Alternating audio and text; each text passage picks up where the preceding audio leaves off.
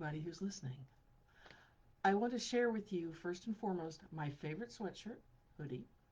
There is no, oops, there is no wrong way to have a body.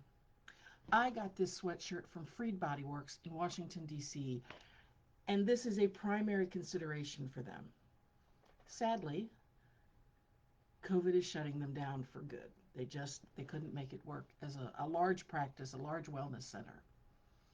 But they were a beautiful place to work. I worked there for 2 years before I moved to North Carolina. And their acceptance, genuine acceptance of people in all sizes, shapes, lifestyles, situations, realities was inspiring. And I'm really sad they're closing. But knowing the owners, Francis Reed and Jessica Von Dyke, this is not the last you're going to hear from them. So you keep an ear out for anything from Jessica Von Dyke and Francis Reed, because you can bet they're not done yet. That, however, is not the topic for today's Facebook Live. And it's today I want to say stop marketing massage. Just quit marketing massage. And here's what I mean by that. And I've talked about this before, but I'm going to talk about it again. Our marketing, like our sessions, needs to be client centered. Most of our clients, depending on your practice, this may not be true for everyone, but most of our clients are not actually looking for massage. What are they looking for? That depends a little bit on your practice. Pain relief, help living with a chronic situation, helping them get through pregnancy, helping them get through a trying time in their life, pain relief, improved range of motion, fewer headaches or less intense headaches. What are your clients really looking for? And that's what you need to be marketing, is your ability to meet their needs with the tool called massage therapy. To be able to do that well, let's back up a step or two. You have to know what kind of client you're trying to reach. You're not just trying to fill your table with anybody. In the long term, what you want to do is fill your table with people who are a good fit for you. So you need to know two things about yourself. What is it you like to do with massage? What kind of results do you like to help people achieve? For example, I can do a perfectly fine pregnancy massage, and I can help people feel more comfortable in their back and their hips, help a little bit with that discomfort in the legs, give them a time of rest since as they go further along, sleep is disrupted. I can do that really well. That's not what I feel called to. That's not the thing that really lights me up.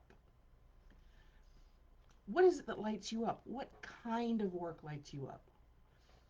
I really like using lymph drainage. It's a tool, though, to help people reduce swelling in their body, whether it's from surgery, whether it's from lymphedema, general term, whether it's vascular insufficiency, whatever the purpose.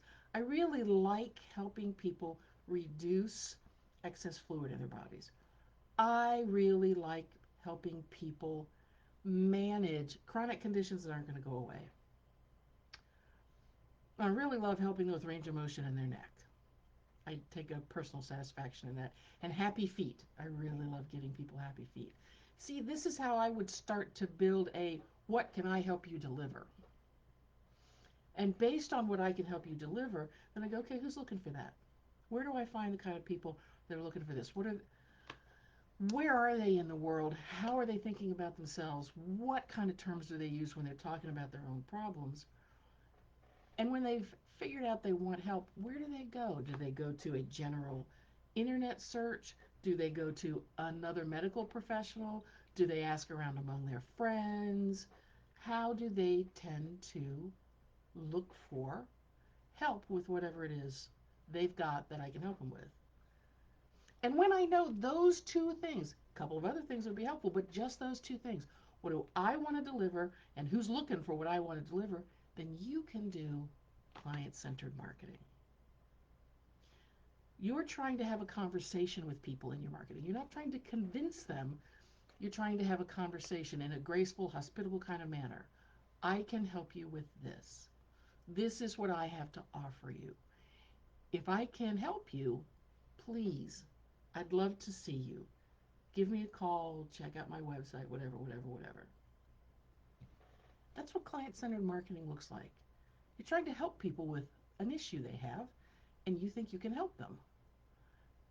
That's that's really in line with how most of us think about the nature of our work anyways. We want to help people. We want to help them feel better. And that's what you need to convey through your marketing, through your client centered marketing, that you want to help them in whatever way you can. You want to give them the experience they're looking for. You want to give them the relief they're looking for. That's the secret to marketing more than anything. It's not gimmicks, it's not tricks, it's that. It takes longer than the gimmicks and the tricks, but the people you get last longer with you as well because you get better fit clients. But it is a patience game. Marketing is always a patience game and a little trial and error. But that's what I mean by client centered marketing. Not you have to become this thing called a marketer, but you have to come from within your true self. What is it you want to do with massage? Who do you want to work with? Figure that out, and your client centered marketing becomes much easier. And the more client centered your marketing is, the easier it's going to be to attract clients. Because when people can look at your marketing, whether it's your website, your social media, your advertising, whatever, when they see themselves in your marketing, they're more likely to give you a call.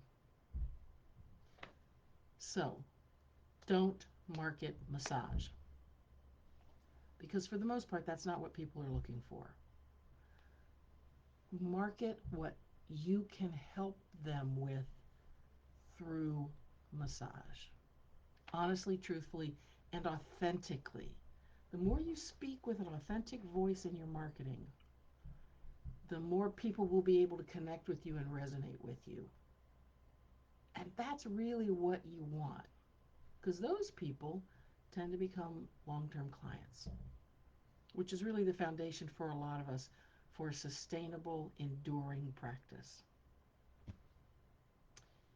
And the other thing I want to say, now that I've talked about marketing and I've talked about Free Bodyworks, is that tomorrow I leave on what I believe is my 20th annual business retreat. I'm starting to pack up and make lists. I was talking to my husband last night. I'm like, it seems like after 20 years, I should have a list of always take these things. I don't. Perhaps this is the year I will finally write that down so I don't make myself crazy, afraid I'm going to forget something. I'm leaving tomorrow morning for Carolina Beach, North Carolina. And all of that crazy weather people are talking about, they're only supposed to get rain in Carolina Beach. Keeping my fingers crossed for that. 4 days. 1 day of travel at the beginning, another day of travel at the end, and 2 days in the middle to take a look at 2021. Take a good look at 2021. What did I learn? What worked? What didn't? How did 2021 really go? And another day for, and how do I want 2022 to go? A little planning, a little look, a little dreaming and scheming. If I do everything right, I'll also get some time this weekend to work on a book I started in July and haven't been able to get back to since then, which is the Affordable Massage Handbook, which is all about how to include affordable massage for people who don't make enough for your normal rates. How do you still service people in a broader part of your community who need massage but can't afford it at your regular rates without sacrificing your own financial stability? It can be done. It can be done. Keep your fingers crossed that I do so well with the rest of the stuff that I got time to do some writing this weekend as well. And that's everything this Friday has to offer. I hope whatever your weekend is looking like, and depending on where you are in the country, it could be looking all kinds of strange things. But whatever your weekend looks like, I hope it's something in it that you can look forward to, that you have a prayer of enjoying. And God willing, and the snow don't fall too hard, you'll be hearing from me from Carolina Beach on Monday. And I hope to see you then. So y'all take good care of yourself, and we'll talk again.